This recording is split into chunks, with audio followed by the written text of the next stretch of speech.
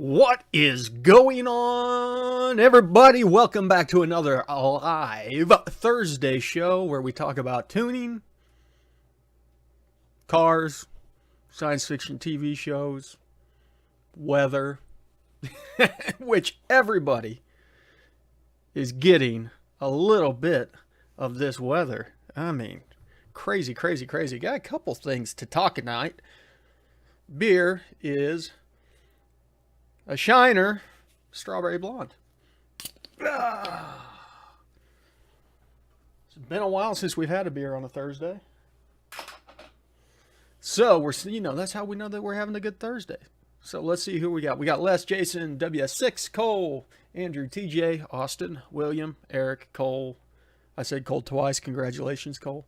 Schmidt, Mr. Rende, Sam, TJ, and I'm done. What up, James? So, we'll let some people file in here and talk about what's new, what's going on. The weather's putting a damper on a couple things. So, first off, I've got a new order of hats on the way. Finally, I've got hats, and if you know me, you know I only bought like 60 of them. So there's going to be 60 hats available for sale. If you're a patron, you'll get first dibs on them. I'll probably put them up for patrons about a week early. Then anything left over will go out into the rest of the world. I'm waiting for them to show up before I post them. They're going to be a lot like the last ones, but the color scheme's going to be different. William, you got flagged for pipe bomb. But, yeah. Austin got rid of my Firebird, got a Silverado. What else is new? Oh yeah, we got a new, we finally got the new nitrous purge. So if anybody super chats, we'll get to see the new nitrous purge play in the corner over here. Thank you for everybody that helped out. You like that old school Oldsmobile with the rocket logo on it?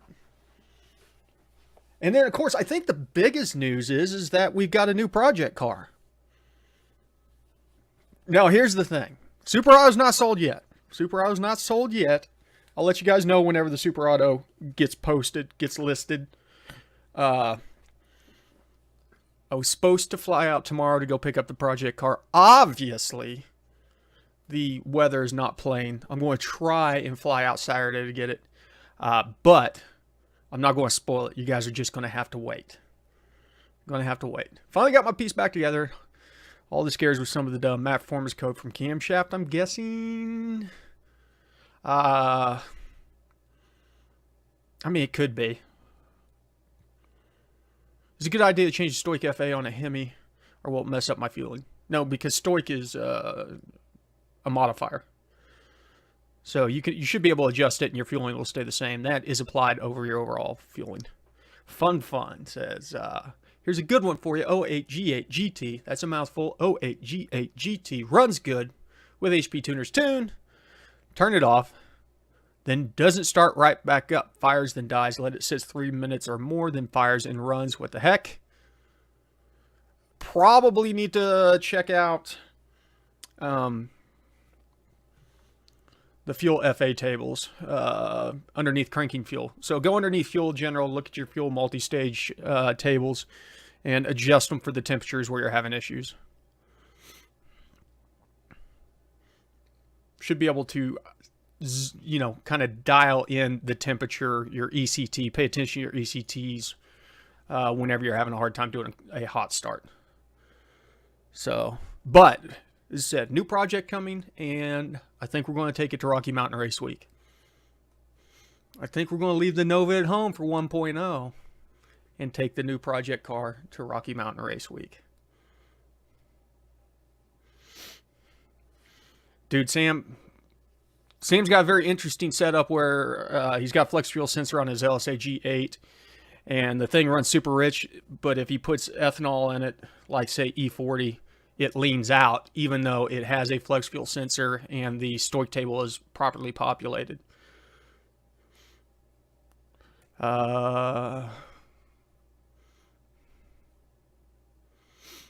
What's up? I asked about a low voltage code on both knock sensors. I've cleaned and added grounds. Still have a code. Is there a ground wire in the harness I can tap into? to ground out. Yeah, there's probably about 4 or 5 harness grounds, and there's no way to tell which one it's going to be that would be the one that circuitry's on. Man, you guys are just blasting the questions through here.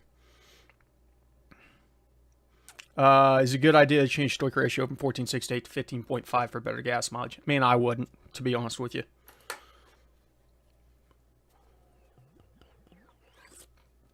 Love to hear your thoughts on injector timing. I'm tuning my LT1 with the 411 PCM with a pretty big cam. I've noticed that delaying the timing seems to help with the cam surge. Thoughts? Yeah. Probably helps with the smell too. I mean, you've got to take into account your overlap and when that thing's actually sealed off and in a compression combustion zone there, and try to limit your injection to that. The rest of the time you're just, you know, having all kinds of issues with fuel going everywhere, so it could cause some weird issues. What up, Jerry?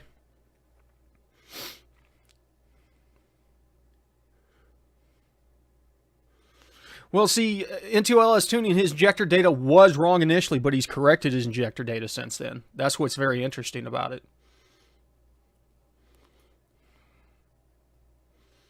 Does it at 20 or 100 degrees ambient? ECT doesn't matter either. That makes not a lot of sense. Why it would cold start but not warm start if it wasn't ECT related?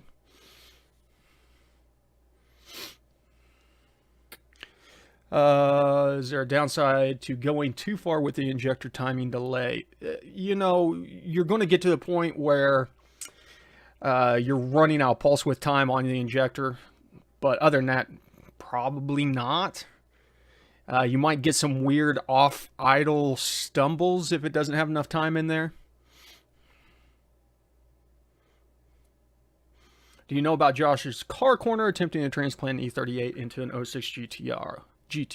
Dr. Frankenstein at work. I don't know. I mean, E40 is basically an E38. Shouldn't be that crazy. I'd have to look at the wiring diagrams, but there shouldn't be a lot of difference between the two. Well, Sam, I thought you updated the data to correct. What up, 1DIY? Hey, Joe, I was having trouble going to limp mode when I'm running math over 2,000 car runs. Relatively consistent AFR. Once I get into fifth, it goes way rich. 5-inch intake. What year's your ZL1, JFB? 2019. I am living the life. Hey, Brad. Just drove the LS swap to work today. VVE changes reflecting very well. Good to hear, Jonathan. No overshooting this time, surprisingly. It didn't really touch it after just pace cal coefficient, almost ready for math. Well, the hard part's about done. No, well, Sam, I thought that you had already updated the data for the 1300 cc's. That's my bad. Okay, follow up with me after you do that. 2013? Joe?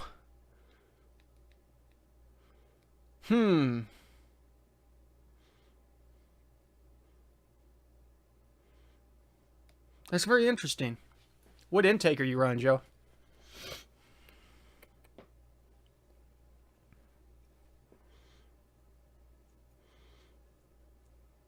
Well, N2LS, his injector data's off. So that's probably going to be what it is. Full point richer in fifth. Into nines if I click sixth. On the math. Well, I mean, you're... I don't know. I need to look at your log. E38 compared to an E40, James.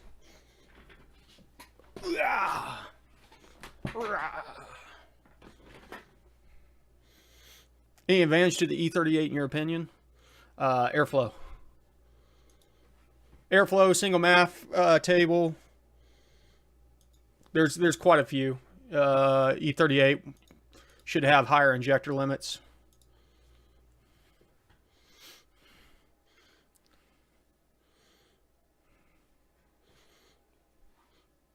Yeah, E38 is probably about the best ECU that GM ever put out.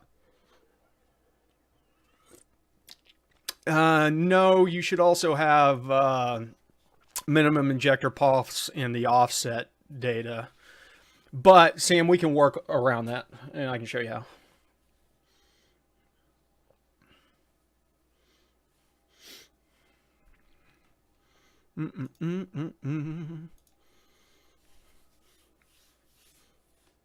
Oh, I can't remember what the limits are. N2LS can probably tell you right off the top of his head what the E38 limits are.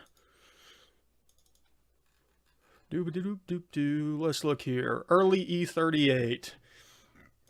Airflow, fuel be the big one. 63 pounds per hour on the early one, and on the late E38, no, it's still 63 pounds per hour on that. What about the airflow table? Is it higher there? 31,000 on the MAF versus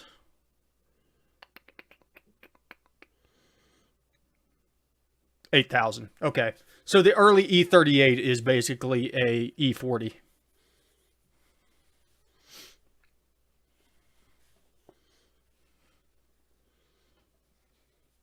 Yeah, Alan G's right, because the late E38 that I just looked at had the 64 pound per hour limit, but the early one had the split mass airflow table like the E40s did. So let me double check. Yeah, that's an E38 out of a 2006 Corvette. And then the late one should be like the E67s.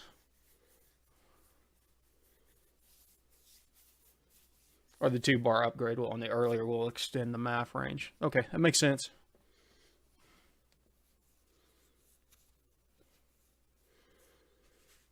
So much stuff going on. Not the 411. No, I would not say the 411 is probably the best. The E67, let me preface that and say the E67 is better than the E38. Which they're basically the same. One's just boost and the other one's not. If I order EV1 style 42 pound projectors from Summit, will they supply the necessary injector data? Most likely not. Where do you get the info? If you can find somebody that has, like at the manufacturer or something like that, I'll be honest with you, you're better off going to an injector company than buying them off of Summit 502. So go to somebody like Snake Eater Performance where they actually provide all the info.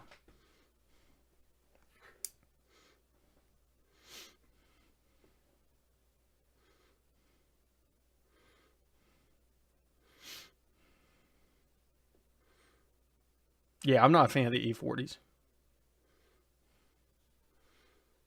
E67 still limited to 255 kPa map, even though it has a 3-bar sensor. See, learning new things every day.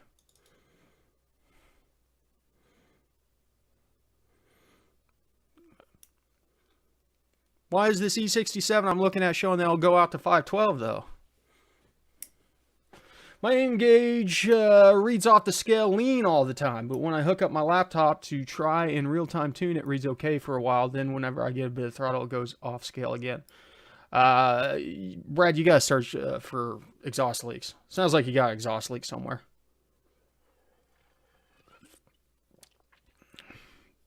I have some DoD tables, but no master disable. Would that be because my engine is a 4-cylinder and controller software and the same code it used for the trucks? Honestly, Mike, I have no clue on that. Snake Eater. Yep, Snake Eater Performance. In fact, I have got a set of Snake Eater injectors coming for the new project car right now.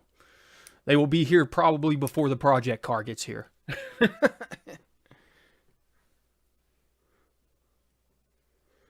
Fun. I am running LS coils on it. So, literally bought a set of used truck coils, and that's what's on the big block. Running speed density open loop due to my log turbo manifold. I can't have an accurate O2 on bank 2. Yep. You can do that. You could tie bank 2 into bank 1. Literally, you could probably just split the signal off do it that way. But you can tune bank 2. If you separate out the two voltages and look for 4.5 volts, 0.45 volts actually, you know, basically a little bit underneath half a volt as your switching voltage on average, and adjust, well, actually it won't be 0.45 since it's in a different location, but you can adjust the voltage, the switching point on the voltage for that bank, and get it to fall in lines.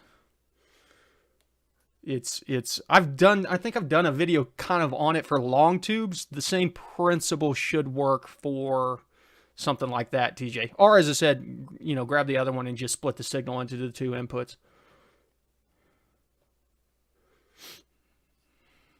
What up, Moto? What up, John?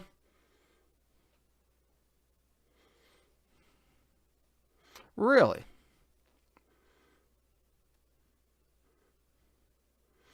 That's very interesting into LS tuning. I don't know why they would allow it to go out to 512. I know the map estimation maxes out at 255, but you should be able to read beyond that.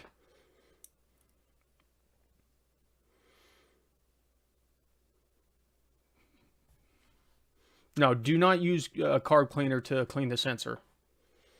You can... The thing about it is the element in those things are very temperature sensitive, and if you hit it with carb cleaner directly on the sensor, there's a good chance it's going to crack it.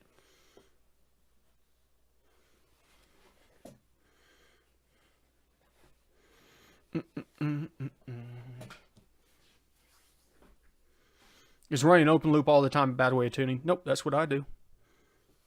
Is it typical to have to ask for injector data? Depends. The companies that do it right, Sam, give you the injector data as soon as you buy the injectors. In fact, whenever Snake Eater sent me the notification that my new injectors shipped, they sent me the injector data for my new injectors. I'm not sure why they don't post it on their website. That's kind of a pain in the butt. Yeah, as Jonathan Blunt says, you can cover the sensor with a rag soap and carb cleaner. Just don't hit the sensor directly directly with carb cleaner or brake cleaner or something like that, because you can shock the sensor and destroy it.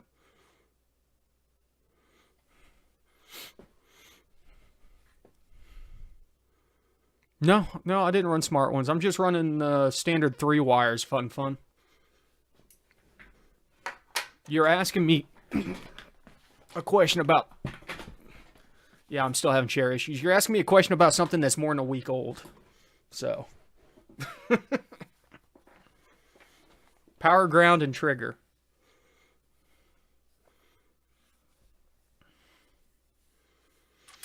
What if VVE change zone, RPM, and pressure ratio boundaries so that the whole table is one big zone? Tune it like the old VE tables. If you did that, see, the thing about it is you can't do that because there's only like 6 shapes that a VE table or a VE zone can have. It can be a dome, it can be a bowl, it can be a slide S, but you can't have multiple variations of things like that. So if you were to have a dome, but on the peak of the dome you needed a dip, it would not work. Hey, Holly.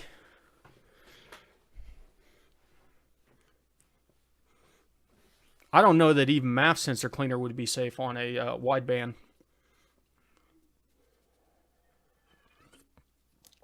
Is it safe to run my VV logs all the way up to 6K with no power enrichment? No. You want power enrichment. That's why we tune with widebands, so we can still get proper error calculations under power enrichment. That's the old way of tuning that we don't do around here, is turning off power enrichment so the narrow bands will stay in closed loop the entire time.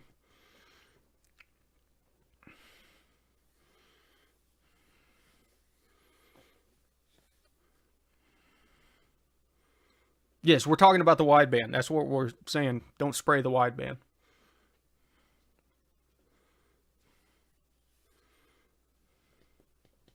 There you go. Read it into LS post. Gen 5 LT1 has 4 O2s, plus wideband is 5. Is there a different spot to cut off the rear 2 O2s? They don't look like the front 2 I'm installing into an off-road pipe, no cats. Listen, if you're going no cats, you want to disable those before you go no cats, the rear ones. Even though I technically will not tell you to do this, you want to disable the rear ones because they won't serve a purpose without the cats. They're just there for cat efficiency.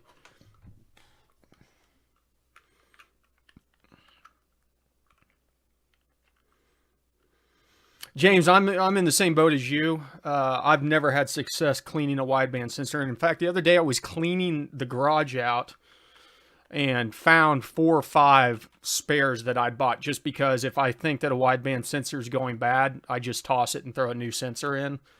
But at the same time, I buy the cheap $20, Chinese knockoff wideband sensors because I really haven't had that much of a bad time with those sensors, given some of the harsh crap that I put them through.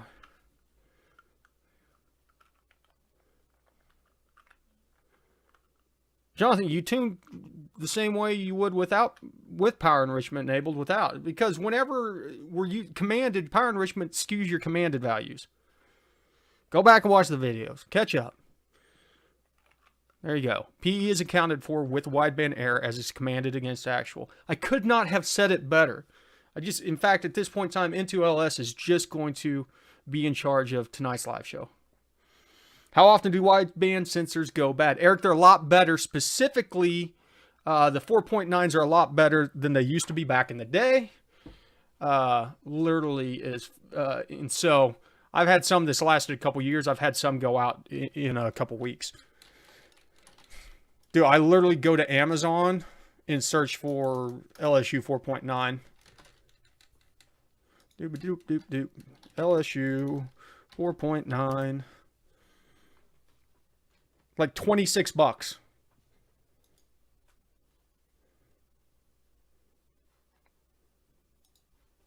Can't beat that. Can't beat $26 for a wideband sensor.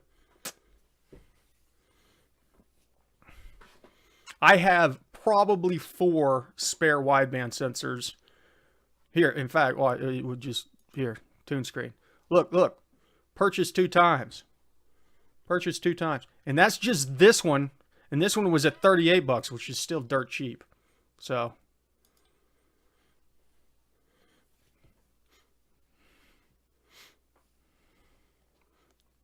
they're like the Bosch. Yeah, they're like the Bosch. They've been accurate. I've not had any issues with them. Really, for the most part, like compared to I've got one from Holly that was $100 and some sitting in a box that I'll never use because I'd rather go through $25 or $30 cheap ones. The thing about it is the more that you do this, more that you tune, you know whenever your wideband's not reading right. And so you know whenever your sensor's messed up, when it's time to try a different one. So see you, Super Slow.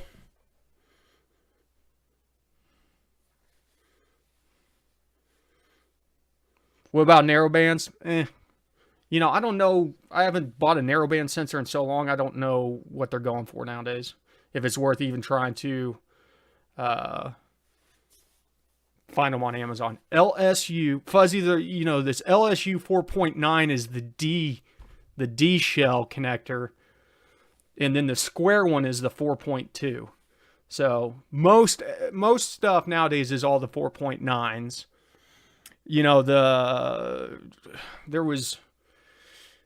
There's a couple things that still use the 4.2. I mean, the Hollies might still use the 4.2. Somebody chime in if you know for a fact if the Hollies, by default, I think use the 4.2. They can use the 4.9, but I don't know that they use the 4.9 by default. The AEMs, the Infinities use the 4.2.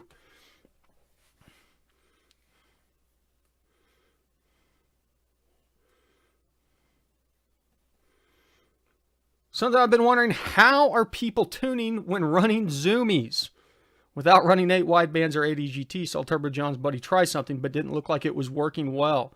That's a good question. I mean, once the air gets moving, it shouldn't be an issue, but they're probably not completely dialed in. I don't know. Somebody answer the question.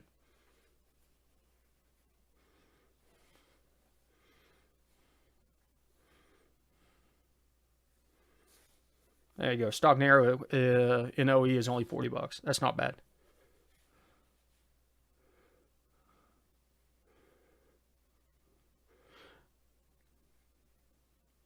Hey, 502 Burb, the only thing that you need to be aware of is a lot of time they're sold out. Just keep checking back because they restock multiple times a week. What's the difference between the 4.2 and the 4.9? One of them is 0.7 higher than the other. Yeah, I would think EGTs would probably be better also. I think you're right that the HP is 4.2, but it can run 4.9. It's just not, doesn't have a connector for 4.2.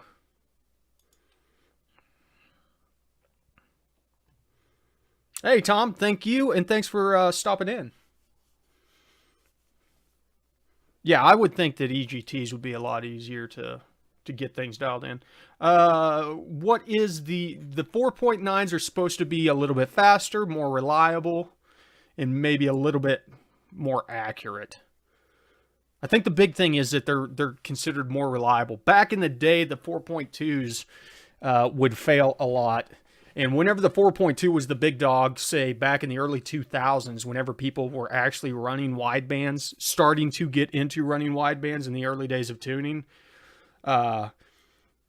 dudes would go out and tune, and as soon as they got done tuning, they'd pull their 4.2s out because they couldn't just leave them in the exhaust like you can a 4.9 because they would burn up a lot quicker.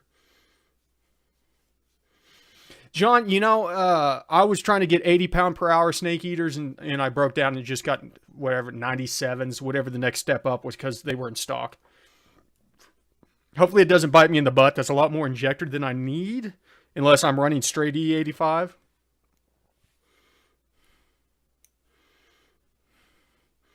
Awesome, Tom. Awesome.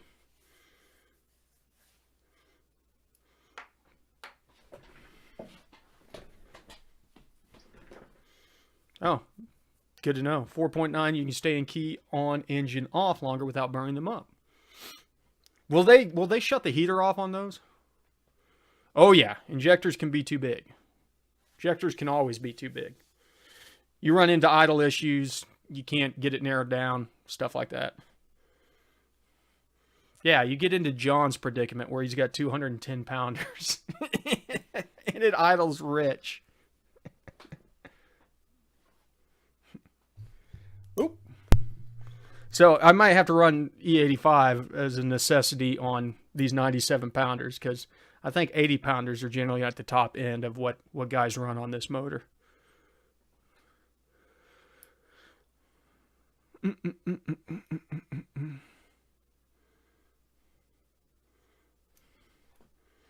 Honestly, it's not a bad idea to get your horsepower number that you're trying to hit, use an injector calculator, and then stay in that like 70% duty cycle max. Jonathan, you're not listening. PE skews the data. It's calculated in the final base command. It skews the data in a way that your error, your wideband is going to skew with your commanded. Both of those will change. Don't blow something up tuning without PE.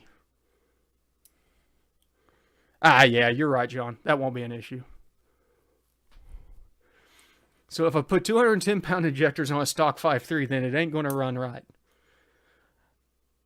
On a stock 5.3, 210 pound injectors, you may have a hard time getting that thing to ever idle at all. You're going to get to the point on that where you just can't, you're going to hit the threshold of where the injectors aren't even going to open up because your duty cycle needs to be so low. Is there a window for injector values? If I calculate 42 pounds per hour at 80% duty cycle, what's too big? If you're looking at 42 pounds per hour at 80% duty cycle for your horsepower, I would probably go at 60 at the most. Yeah, exactly. Hydro log. See you, Jerry.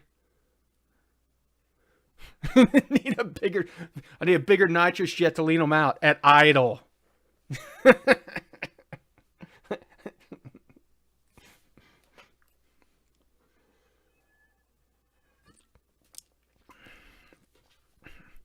I tell you what, if you want to run injectors that size, Chevy for life, just put 4 of them and tap the top of the intake manifold and just do like straight up, let them all spray at the same time.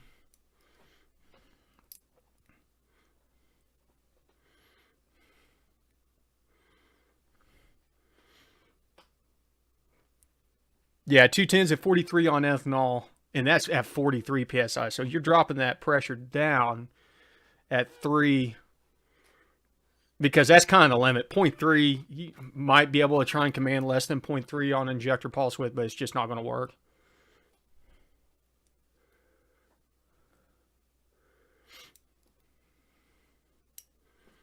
Well, it needs 47s. Yeah, need 42s to get 52s or 60s. Or as I said, you can do like I do and need 60s and get 97s because that's all that's in stock and you're impatient. Do you usually mess with the end of injector timing after a cam swap? Depends on how aggressive the cam is, Tom, to be honest with you. A lot of cams you can get away with not messing with it, but if you're getting a lot of fuel smell, stuff like that, it's worth playing with the injector timing and closing it up before the overlap stops. Just look at your cam card and give you an idea. Most of the injector end of timing tables are based on degrees, and so you can see exactly what degrees you need to start shutting that thing off.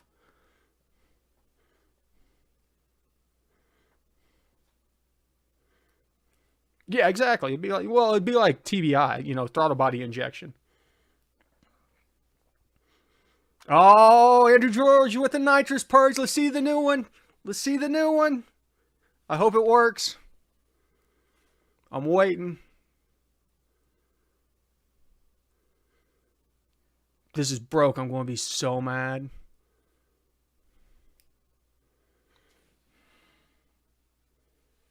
See, this is what happens. I changed something and now it doesn't work.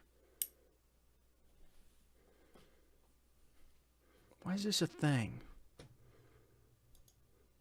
It's still there. Oh, there it is. It showed up finally. Finally. It's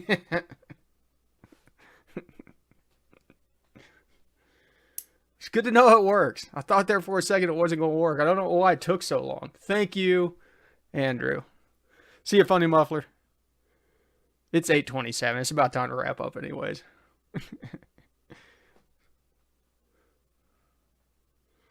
There you go. James says, under 220 cams really don't need to adjust DOI. Over 220 are super choppy. Like the big, yeah, if you've got a lot of overlap, that's when you need to check it out. Yeah, exactly. My purge solenoid, my manual purge solenoid is a little lazy.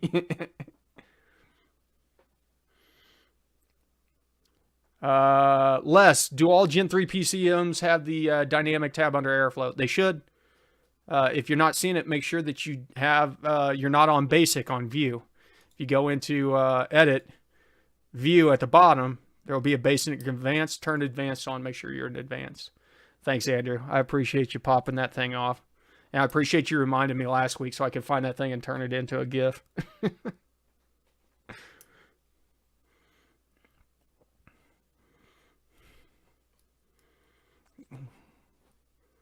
Yeah, Jonathan.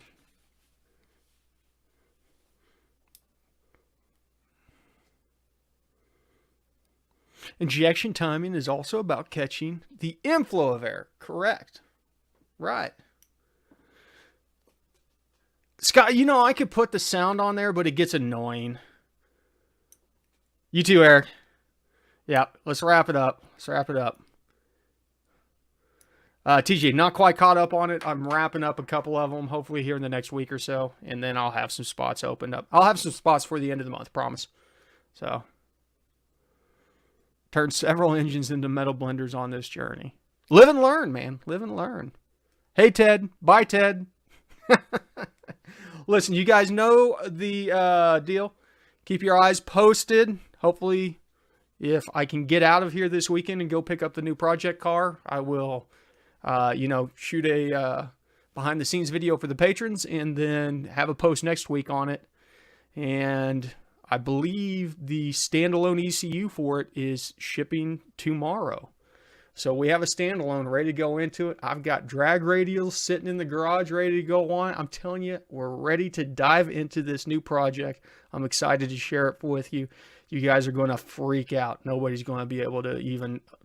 There's only one person in here that knows what it is, and that's Andrew. And I don't even know if he's seen the pictures of it yet. But so you guys know the drill. Thanks for stopping by the garage. Remember, ABT, always be tuning.